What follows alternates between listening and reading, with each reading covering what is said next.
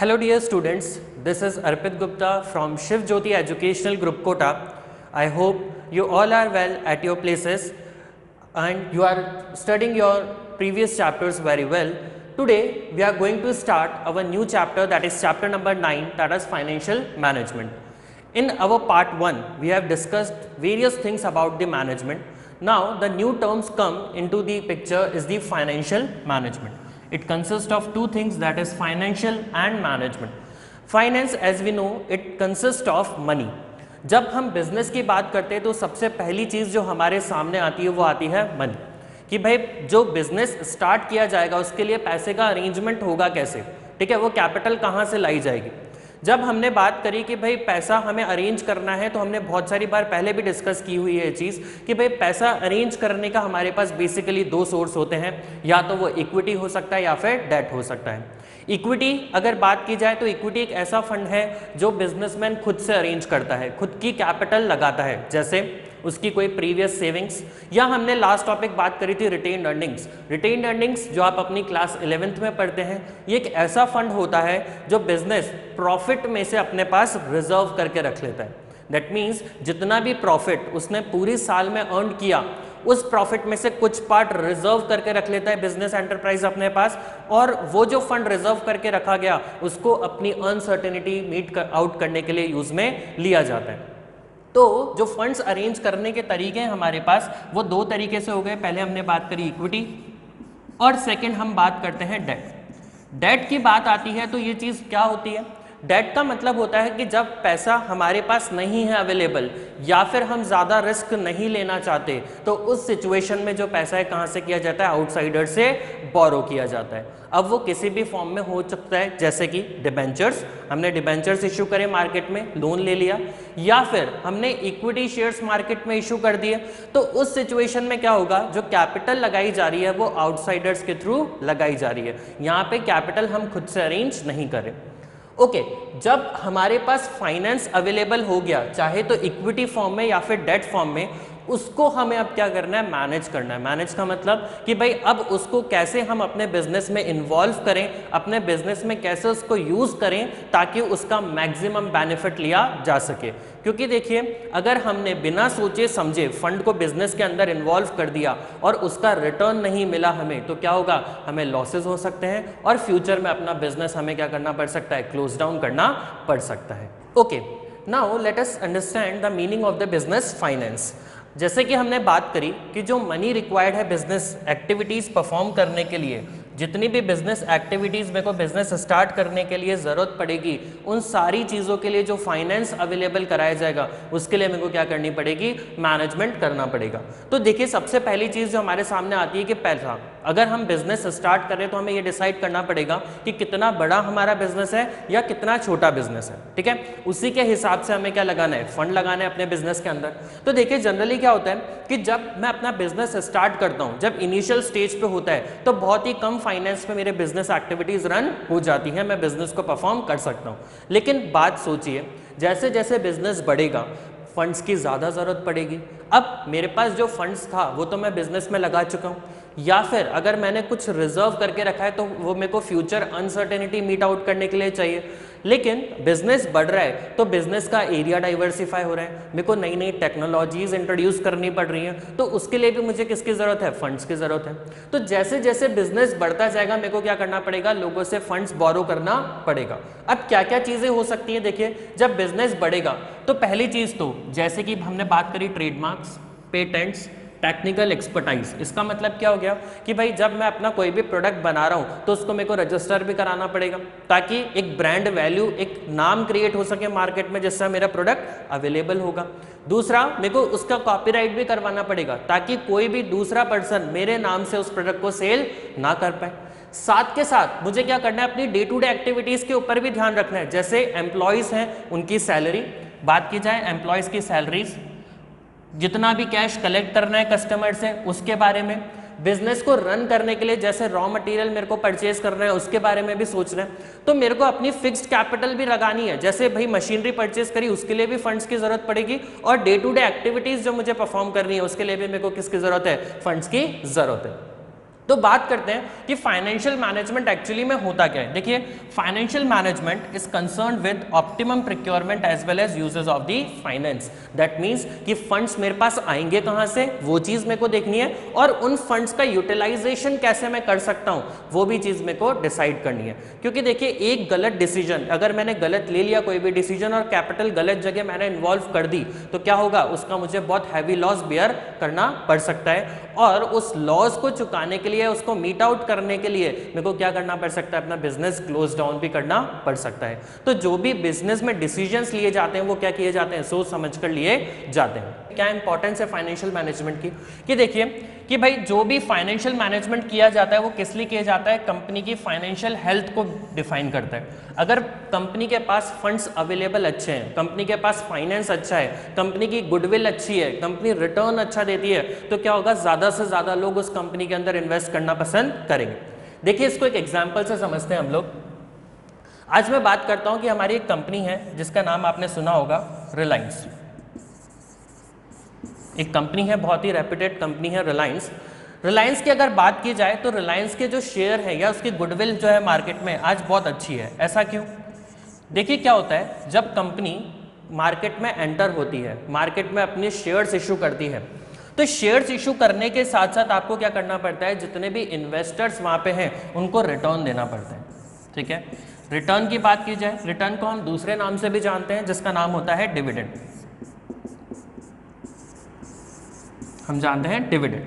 अगर एक ऐसी कंपनी जो टाइम टू टाइम पे आपको रिटर्न दे रही है, आपको डिविडेंड दे रही है, और जो रिटर्न है आपको स्टेबल रेट से मिल रहा है, स्टेबल मतलब कि अगर मान के चलिए कंपनी आपको 10% से रिटर्न दे रही है, तो हर साल आपको 10% से रिटर्न अवेलेबल हो रहा है इस कंपनी में, तो इन्वेस्टर क्या है, सिक्योर्ड हो गया। उसने जो अपना पैसा लगाया कंपनी के अंदर वो क्या हो गया, सेव हो गया, कि भाई अगर मैं इस कंपनी में इन्वेस्ट कर रहा हूँ, इस बिजनेस में मेरा पैसा लगा है, तो एटलीस्ट मुझे 10% की रेट से तो रिटर्न मिलेगा ही। तो इसीलिए जब आप बिजनेस में डिविडेंड डिक्लेयर करते हो तो आप डिविडेंड बढ़ा तो सकते हो, लेकिन अगर एडवर्स सिचुएशन हो गई, आपने डिविडेंड डिक्रीज करना शुरू किया, तो क्या होगा, कंपनी का ऊपर जो ट्रस्ट है लोगों का वो धीरे धीरे खत्म होने लग जाएगा। तो इसी वजह से क्या बोला जाता है कि भाई जब भी हम कोई भी बिजनेस कर रहे हैं या कोई भी बिजनेस एक्टिविटीज करी जा रही हैं, तो उसमें क्या करना पड़ेगा मेरे को, कि कितने टाइम के लिए। तो फर्स्ट थिंग हमारे सामने आती है size and the composition of the fixed assets. देखिए, फिक्स्ड एसेट्स एक ऐसी चीज होती है जो मैंने बिजनेस में एक बार इन्वॉल्व करी, वो लॉन्ग ड्यूरेशन तक, जब तक मेरा बिजनेस कंटिन्यू चलेगा तब तक मेरे को अपने बिजनेस में इन्वॉल्व रखनी पड़ेगी। जैसे कि हम 11th में बात करते हैं अपनी क्लास की, जैसे मान के चलिए लैंड की बात करी। एक बार मैंने लैंड परचेज कर ली, अपना बिजनेस यूनिट वहाँ पे सेटअप कर दी, तो जब तक बिजनेस कंटिन्यू रहेगा मेरे को अपनी कैपिटल वहाँ पे इन्वॉल्व रखनी पड़ेगी, मैं अपनी उस लैंड को सेल नहीं कर सकता। सेकंड बात करें मशीनरी की बात की जाए, तो मशीनरी भी एक ऐसी चीज है कि आपने बिजनेस में एक बार लगा दी, तो जब तक आपका बिजनेस प्रोडक्शन चलता रहेगा तब तक वो मशीनरी वहां पे इन्वॉल्व रहेगी, अनटिल एंड अनलेस वो मशीन क्या नहीं हो जाती, ऑब्सोलीट नहीं हो जाती या फिर वेस्ट नहीं हो जाती। तो इसका मतलब अगर मैं ज्यादा अमाउंट किसमें लगा रहा हूँ, अपनी फिक्स्ड एसेट्स में, तो मेरे को क्या पड़ जाएगी, स्कैर्सिटी पड़ जाएगी अपनी वर्किंग कैपिटल की। क्योंकि देखिए, कुछ ऐसे एक्सपेंसेस होते हैं जो मुझे करने ही करने हैं, चाहे मेरा प्रॉफिट हो रहा है या नहीं हो रहा। जैसे मैंने बात करी थी एम्प्लॉयज़ की सैलरी, एम्प्लॉयज़ अगर मेरे पास आ रहा है, मैं प्रॉफिट कमा रहा हूँ या नहीं कमा रहा, मेरे को उसकी सैलरी देनी पड़ेगी। तो इसका मतलब जब हम डिसाइड कर रहे हैं कि भाई फिक्स्ड एसेट्स में लगाई जाए वर्किंग एसेट्स में, तो इसके लिए हमें ये डिसाइड करना पड़ेगा कि भाई अगर ज्यादा कैपिटल हमने फिक्स्ड में लगा दी तो हमारे पास किसकी कमी हो जाएगी, वर्किंग कैपिटल की कमी हो जाएगी। दूसरी बात करें कि भाई अगर हम किसी भी चीज को ब्रेक कर रहे हैं, मतलब किसको, कि अगर करंट एसेट्स को कैश में कन्वर्ट किया जा रहा है, तो इसका मतलब क्या है कि ये चीज डिसाइड करनी पड़ेगी कि भाई कैसे उसको मैं कन्वर्ट कर पाऊंगा कैश में। क्योंकि देखिए, फिक्स्ड एसेट्स इतनी इजीली सेल नहीं होती। आज मैं अपना बिजनेस बंद कर रहा हूं, मेरे को लैंड सेल करनी है मार्केट के अंदर, तो वो इतनी इजीली सेल नहीं होगी, या फिर होगी भी सही तो जो प्राइस मेरे को चाहिए हो सकता है वो प्राइस मेरे को अवेलेबल ना हो। नेक्स्ट हम बात करते हैं इसके जो ऑर्गेनाइजेशन है उसके पास क्या होनी चाहिए, ज़्यादा से ज़्यादा लिक्विड एसेट्स होनी चाहिए। इसका मतलब जो इन्वेस्टमेंट है वो इस तरीके का होना चाहिए इन्वेस्टमेंट की अगर बात की जाए तो वो इस तरीके का होना चाहिए कि ज़्यादा उसको मैं इजीली क्या कर पाऊँ, कैश में कन्वर्ट कर पाऊँ। इसका मतलब कि भाई जब मेरी कोई भी एसेट है वो किस फॉर्म में होनी चाहिए, या तो कैश फॉर्म में होनी चाहिए या फिर इजीली कन्वर्टेबल टू कैश होनी चाहिए। जैसे हम बात करते हैं गोल्ड, गोल्ड एक ऐसा एसेट है जिसको मैं आज कैश में कन्वर्ट करना चाहूँ तो वो इजीली क्या हो जाएगा, कैश में कन्वर्ट किया जा सकता है। दूसरी बात, जो मैं फंड अवेलेबल कर रहा हूं वो भी मेरे को डिसाइड करना पड़ेगा कि मेरे लिए डेब्ट लेना ज़्यादा इजी है या फिर इक्विटी। देखिए डेब्ट की जब बात की जाती है तो बहुत सारे फैक्टर्स हमारे सामने आते हैं डेब्ट की, क्योंकि देखिए डेब्ट एक ऐसा फंड है मैं जो लोगों से बोरो कर रहा हूँ, तो मेरे ऊपर एक फिक्स लाइबिलिटी आ गई इंटरेस्ट पे करने की। जैसे मैंने डिबेंचर्स लिए मार्केट से, तो डिबेंचर्स का मेरे को फिक्स रेट पे क्या देना पड़ेगा, इंटरेस्ट देना पड़ेगा। लेकिन इक्विटी की बात की जाए तो इक्विटी एक ऐसा फंड है जो मेरा खुद का है, उसके लिए मेरे को कोई भी रिटर्न देने की जरूरत नहीं है। तो कैसे मैं डिसाइड करूं, तो देखिए अगर मार्केट में रेट ऑफ इंटरेस्ट कम चल रही है, ठीक है, अगर मेरे को डिबेंचर होल्डर्स को रेट ऑफ इंटरेस्ट कम देना पड़ रहा है तो उस सिचुएशन में क्या है, लोगों से बोरो करना मेरे लिए क्या हो जाएगा, इजी हो जाएगा। लेकिन अगर रेट ऑफ इंटरेस्ट बहुत ज़्यादा है, ठीक है, फॉर एग्जांपल 25%, 30% बहुत ज़्यादा रेट से मेरे को डेट मिल रहा है, लोग ज़्यादा मार्केट में इन्वेस्ट नहीं करना चाहते, इन्वेस्टर्स बहुत कम है मेरे पास, तो उस केस में मेरे को क्या करना पड़ेगा, इक्विटी को ही इन्वॉल्व करना पड़ेगा। तो देखिए डेब्ट या इक्विटी, देखिए एक ऐसी चीज़ें हैं, डेब्ट या फिर इक्विटी या फिर प्रेफरेंस शेयर कैपिटल की बात की जाए, ये एक ऐसी चीज़ है जिसमें मेरे को क्या करना पड़ता है, फिक्स रेट से रिटर्न देना पड़ता है। जब हमने प्रेफरेंस शेयर्स पढ़ा था तब हमने एक चीज़ पढ़ी थी कि भाई प्रेफरेंस शेयर होल्डर्स को 2 राइट्स दिए जाते हैं। पहली चीज़ तो इनको प्रायोरिटी दी जाती है वाइंड अप के केस में कि भाई हमारे पास जब कंपनी बंद करने वाली सिचुएशन आएगी तो आपको क्या करेंगे, पहली प्रायोरिटी दी जाएगी क्रेडिटर्स के बाद। दूसरा, इनका जो रेट ऑफ इंटरेस्ट होता है वो भी फिक्स होता है, मतलब जो डिविडेंड हम इनको देंगे वो भी फिक्स रेट से देना पड़ेगा। नेक्स्ट बात करते हैं all the items in profit and loss account, that means जो भी मेरे एक्सपेंसेस हैं, डेप्रिसिएशन है, वो सारी चीज़ें मेरे को क्या करनी पड़ेगी, उनका एक रिकॉर्ड मेंटेन करके रखना पड़ेगा कि भाई मशीनरी पे डेप्रिसिएशन कितना लगा, उसके बाद कितना मेरे को इंटरेस्ट पे करना पड़ रहा है, कितना मेरे को प्रॉफिट हो रहा है और कितना मेरे को लॉस हो रहा है। इन सारी चीज़ों का भी मेरे को क्या रखना है, एक रिकॉर्ड मेंटेन करके रखना पड़ेगा। नेक्स्ट हम बात करते हैं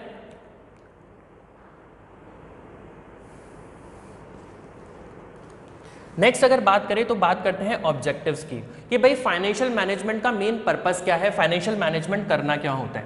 देखिए हम बात कर रहे थे जब इक्विटी और डेब्ट की, तो इक्विटी एक ऐसे लोग हैं जो परमानेंट मेरे बिजनेस में इन्वॉल्व रहेंगे, परमानेंट वो कैपिटल बिजनेस में लगा कर रखेंगे। देखिए जब हमने शेयर होल्डर्स की बात करी थी तो शेयर होल्डर्स क्या है, एक बार इन्वेस्ट करेगा, वो एक ऐसा पर्सन है जो ज़्यादा रिस्क लेना चाहता है, ज़्यादा प्रॉफिट अर्न करना चाहता है और लॉन्ग ड्यूरेशन के लिए मेरे बिजनेस में इन्वेस्ट करता है। अगर इनका कंपेयर किया जाए इनको डेब्ट से, तो डेब्ट क्या है, बहुत शॉर्ट ड्यूरेशन के लिए होता है, उनको बिजनेस में इतना ज़्यादा इंटरेस्ट नहीं होता, वो बिजनेस को सिर्फ लोन देते हैं और अपना फिक्स रिटर्न लेकर चले जाते हैं। उनको कोई भी डिसीजन से मतलब नहीं होता, कंपनी किस तरीके का प्रोडक्शन कर रही है उनको कोई लेना देना नहीं होता। जो मेन होते हैं वो होते हैं शेयर होल्डर्स। तो हमारा प्राइमरी ऑब्जेक्टिव क्या हो गया कि भाई हमें शेयर होल्डर्स की वेल्थ के बारे में सोचना है। जो भी इन्वेस्टमेंट शेयर होल्डर ने किया वो पैसा क्या नहीं होना चाहिए, बैड डेब्ट्स नहीं होना चाहिए, उनको टाइम टू टाइम रिटर्न मिलना चाहिए, क्योंकि हमें क्या है, फंड्स की ज़्यादा लॉन्ग ड्यूरेशन की ज़रूरत है और शेयर होल्डर्स ही ऐसे लोग हैं जो फंड ज़्यादा लंबे समय तक बिजनेस में इन्वेस्ट करते हैं। तो बेसिकली क्या पर्पस हो गया कि भाई सबसे पहले इनकी वेल्थ इंक्रीज होनी चाहिए, इनका जो डिविडेंड हम दे रहे हैं वो डिविडेंड टाइम टू टाइम क्या होना चाहिए, इंक्रीज होना चाहिए। नेक्स्ट हम बात करते हैं, हमारे कुछ डिसीजंस आते हैं जो हमें लेने पड़ते हैं, उनके बारे में बात कर लेते हैं। देखिए अब बात करते हैं कि भाई जब बिजनेस हमने स्टार्ट कर लिया तो क्या क्या डिसीजंस हमें मेन लेने पड़ेंगे। देखिए इसका एक बहुत सिंपल सा कॉन्सेप्ट है, इसको आप याद रख सकते हैं IFD से। IFD का मतलब क्या हो गया वो भी हम समझ लेते हैं। देखिए IFD का मतलब क्या होता है, 3 डिसीजंस बिजनेस को लेने पड़ते हैं। पहली चीज आती है investment decisions, investment decisions. Second चीज आती है F मतलब क्या आता है, फाइनेंशियल डिसीजंस।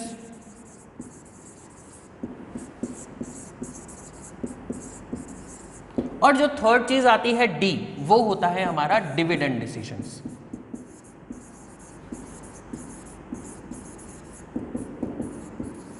राइट, इस चीज को आप कैसे याद रख सकते हैं, IFD से, जैसे इन्वेस्टमेंट डिसीजंस। इन्वेस्टमेंट डिसीजंस का मतलब कि भाई अगर मेरे पास कैपिटल है तो मैं उसको कहाँ पे क्या कर सकता हूँ, इन्वॉल्व कर सकता हूँ, कहाँ पे इन्वेस्ट किया जा सकता है। जैसे आपने सुना होगा कि भाई बहुत सारे लोग शेयर्स में इन्वेस्ट करते हैं, बहुत सारे लोग कमोडिटी में इन्वेस्ट करते हैं। तो इसका मतलब क्या है, पहले मेरे को ये डिसाइड करना है कि जो फंड मेरे पास आ रहा है, जो लोग मेरे पास पैसा लगा रहे हैं, उसको मैं कैसे इन्वेस्ट करूं ताकि एक मिनिमम रिटर्न मेरे को मिल सके। ठीक है, जो पैसा मैंने बिजनेस में लगाया है उसको क्या हो, बैड डेट्स ना हो। सेकेंड चीज फाइनेंशियल डिसीजन, इसका मतलब जो फंड मेरे पास अरेंज होगा वो किस किस तरीके से हो सकता है। क्या मेरे लिए इक्विटी से पैसा लेना बेनिफिशियल है, क्या मेरे लिए डेट से पैसा लेना बेनिफिशियल है। देखिए क्या होता है, हमने जब बात करी थी प्रेफरेंस शेयर्स या क्रेडिटर्स, ये एक ऐसा अमाउंट होता है जो टैक्स डिडक्टेबल होता है, इसमें हम टैक्स का बेनिफिट ले सकते हैं, लेकिन इक्विटी शेयर होल्डर्स को कोई भी टैक्स का बेनिफिट नहीं मिलता। तो अगर रेट ऑफ इंटरेस्ट किस पे, डिविडेंड पे ज्यादा है, ठीक है, डिविडेंड डिस्ट्रीब्यूशन टैक्स ज्यादा लग रहा है, तो बेनिफिट किस में होगा, डेट से होगा। लेकिन अगर मार्केट से रेट ऑफ इंटरेस्ट ज्यादा पे मुझे बोरो करना पड़ रहा है तो मेरे लिए क्या ऑप्शन बेटर है, इक्विटी शेयर्स बेटर रहेगा। लास्ट आता है डिविडेंड डिसीजंस। डिविडेंड डिसीजंस का मतलब है कि जो पैसा मैंने कमाया, क्या मैं उसको रिजर्व करके रखूं या उसको शेयर होल्डर्स को डिस्ट्रीब्यूट कर दूं। अगर मेरे पास कोई अच्छे प्रोजेक्ट्स हैं जिससे मैं अपने इन्वेस्टमेंट्स को इंक्रीज कर सकता हूं, अपने इन्वेस्टमेंट को बढ़ा सकता हूं, तो उस सिचुएशन के अंदर तो मेरे लिए क्या बेटर है, मैं फंड्स को रिजर्व करके रख लेता हूं in the form of retained earnings. लेकिन अगर मेरे पास कोई भी वायबल प्रोजेक्ट्स नहीं है, मैं कहीं पे इन्वेस्ट नहीं कर सकता, ज़्यादा रिटर्न नहीं कमा सकता, तो बेटर क्या है, उसको डिविडेंड की तरह डिस्ट्रीब्यूट कर दिया जाए ताकि जो शेयर होल्डर्स हैं उनको भी टाइम टू टाइम क्या मिल पाए, रिटर्न मिल पाए। नेक्स्ट इसकी बात करते हैं कि भाई इन्वेस्टमेंट डिसीजंस जो हमने पहले डिस्कस किया।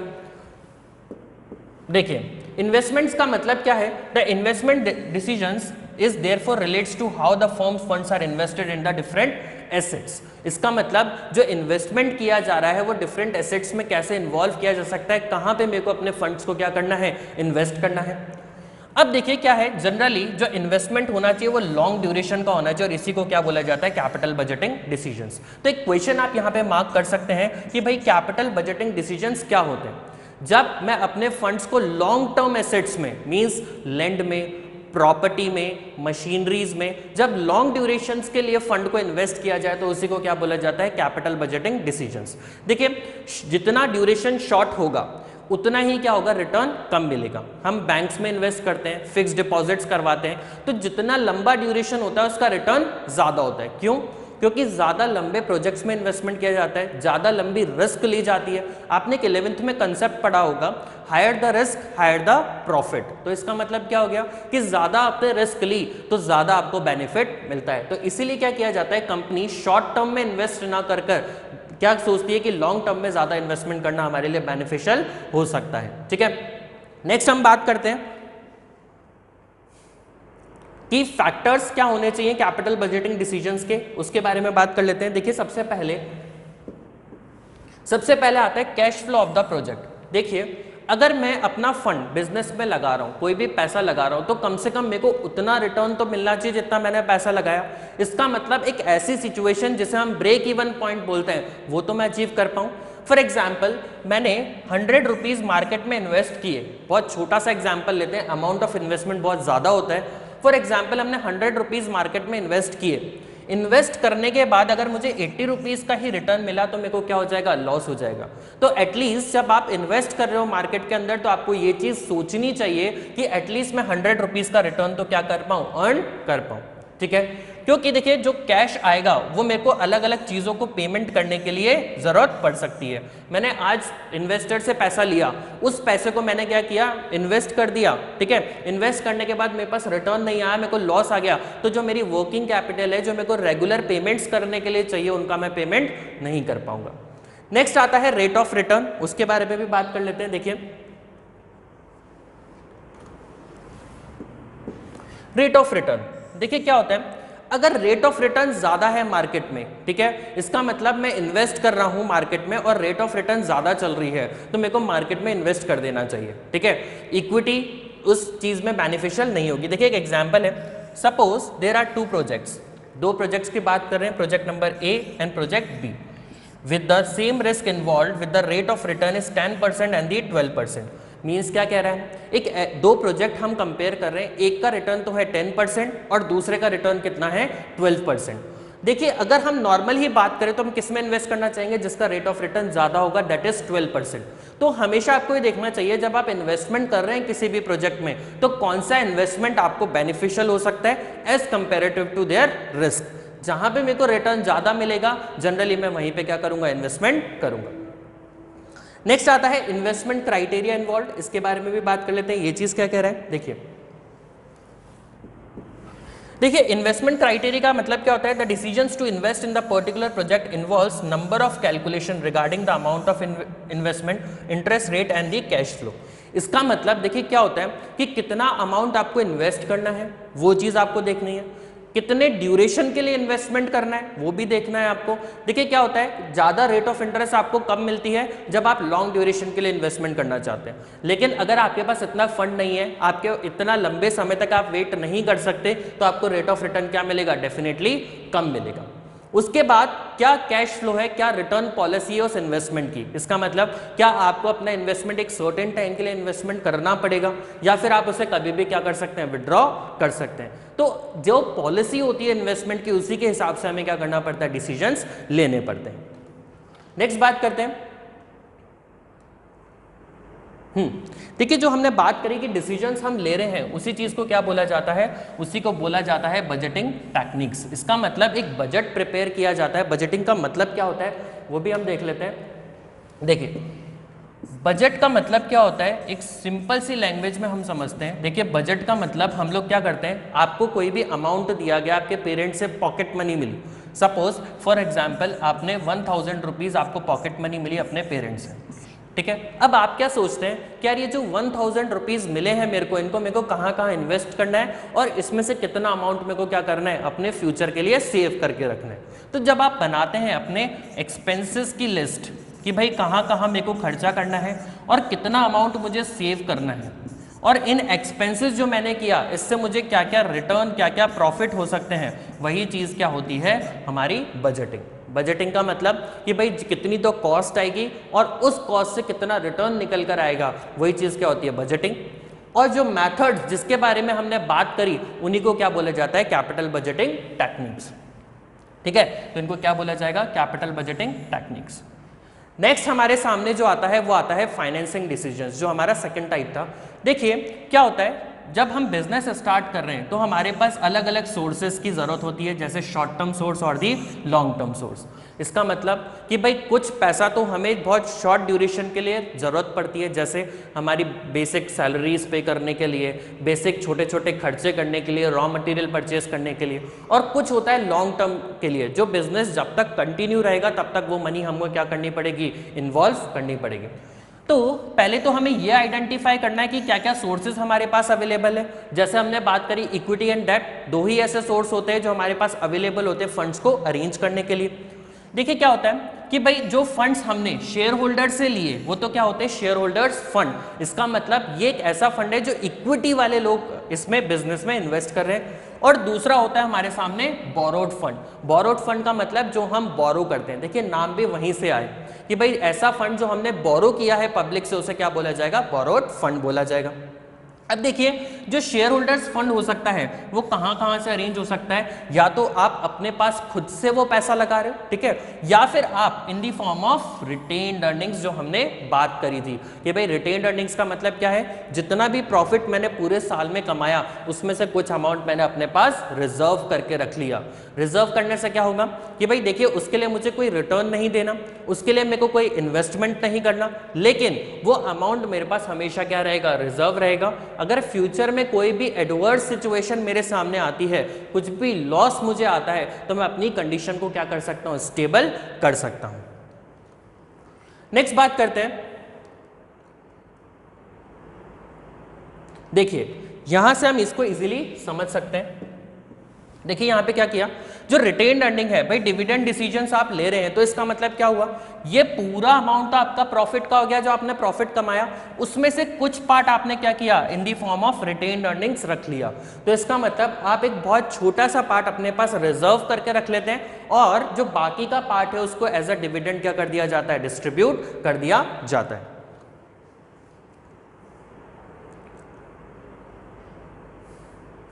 नेक्स्ट हम बात करते हैं फैक्टर्स के बारे में इनके।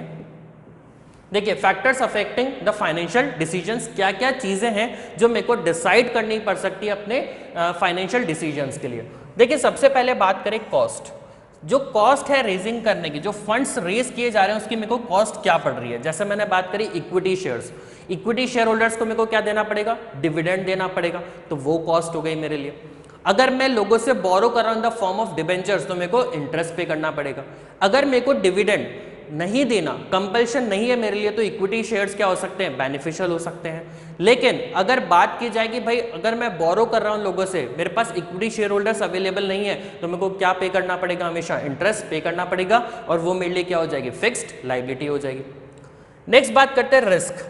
भाई देखिए जो भी सोर्स होता है उसके एक रिस्क होते हैं। जैसे अगर मैं बात करूं बोरोवर्स की या फिर डिबेंचर होल्डर्स की, उसमें मेरे को इंटरेस्ट का रिस्क आ रहा है, ठीक है। इसका मतलब चाहे मैं प्रॉफिट कमाऊं या प्रॉफिट ना कमाऊं, मेरे को क्या देना है, हमेशा इंटरेस्ट पे करना पड़ेगा जब तक मैंने वो मनी बोरो कर रखी है।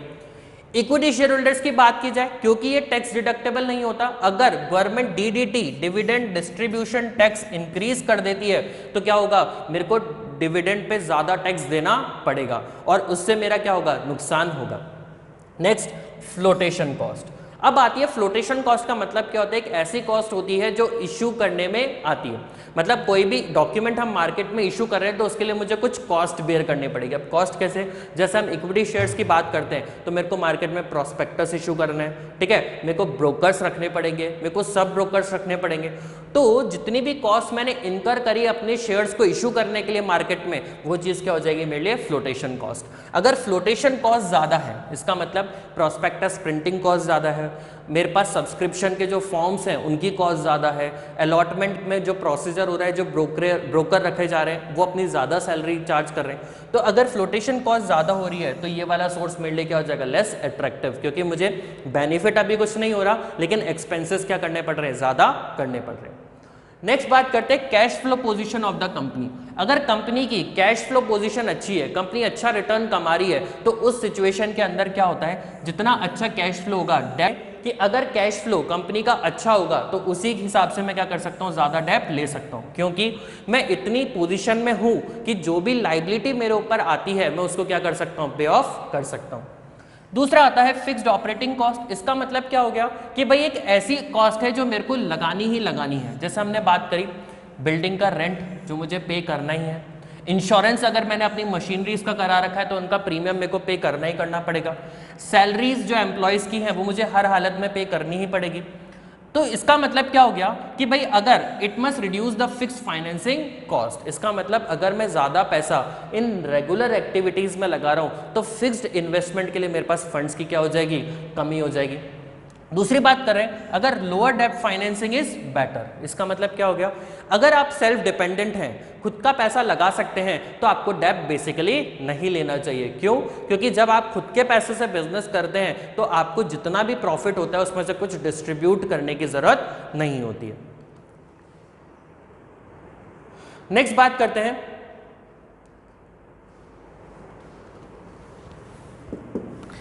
करते हैं कंट्रोल कंसीडरेशन। इसका मतलब issue of more equity may lead to dilution of management controls over the business. इसका मतलब क्या हुआ कि भाई देखिए जब हम बात करते हैं इक्विटी शेयर होल्डर्स की, जितने इक्विटी शेयर्स मार्केट में इशू होते जाएंगे उतना ही मेरा कंट्रोल क्या होता जाएगा, बिजनेस में कम होता जाएगा।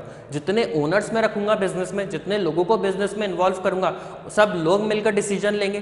पहले मैं एक ही बंदा था जो सारे डिसीजन ले रहा था, लेकिन जैसे जैसे मेरे को फाइनेंस की जरूरत पड़ी, मेरे को लोगों से बोरो करना पड़ा और बोरो करने की वजह से इक्विटी शेयर्स मार्केट में इशू हुए और उसकी वजह से क्या हो गया, मेरा जो राइट था बिजनेस के अंदर वो क्या हो गया, धीरे धीरे डाइल्यूट हो गया। अब सब लोगों को मेरे को इन्वॉल्व करना पड़ेगा, जो सब लोग चाहेंगे उसी की तरीके से क्या किया जाएगा, बिजनेस में डिसीजंस लिए जाएंगे। नेक्स्ट हमारी जो टर्म आती है स्टेट ऑफ कैपिटल मार्केट। उसके बारे में बात कर लेते हैं। क्या होता है स्टेट ऑफ कैपिटल मार्केट? देखिए कैपिटल मार्केट हमारा जनरली रिलेटेड होता है स्टॉक मार्केट से। अब देखिए क्या होता है, जो शेयर की प्राइस होती है वो कैसे डिसाइड की जाती है उसके बारे में बात करते हैं। जितने लोग आपके मार्केट में शेयर्स में इन्वेस्ट करते हैं उतनी ही प्राइस क्या होती जाती है, इंक्रीज होती जाती है, बढ़ती जाती है। मींस हमारे पास जब सप्लाई कम होती है और डिमांड ज़्यादा होती है तो हम क्या करते हैं, उस चीज़ को कॉस्टली सेल करते हैं। वो आपने पढ़ा होगा अपने इकोनॉमिक्स में भी। तो वही सेम कंसेप्ट यहाँ पे लगता है कि भाई देखिए कि during the period of stock market is rising more people invest in the equity shares. इसका मतलब क्या होता है, जब हमारा स्टॉक मार्केट बियरिश पोजीशन पे होता है, ठीक है, मैं बात बियरिश पोजीशन की कर रहा हूं, तो उस सिचुएशन में क्या होता है कि जो शेयर प्राइस होते हैं मार्केट के वो इंक्रीज होते हैं। क्यों? क्योंकि ज्यादा लोग कंपनी में इन्वेस्ट करते हैं और हमारे पास देने के लिए शेयर्स की क्वांटिटी क्या होती है, कम होती है, तो प्राइस क्या हो जाती है, इंक्रीज। तो अगर ऐसी कोई सिचुएशन है तो इक्विटी फाइनेंसिंग क्या हो जाएगा, मेरे लिए बेनिफिशियल हो जाएगा।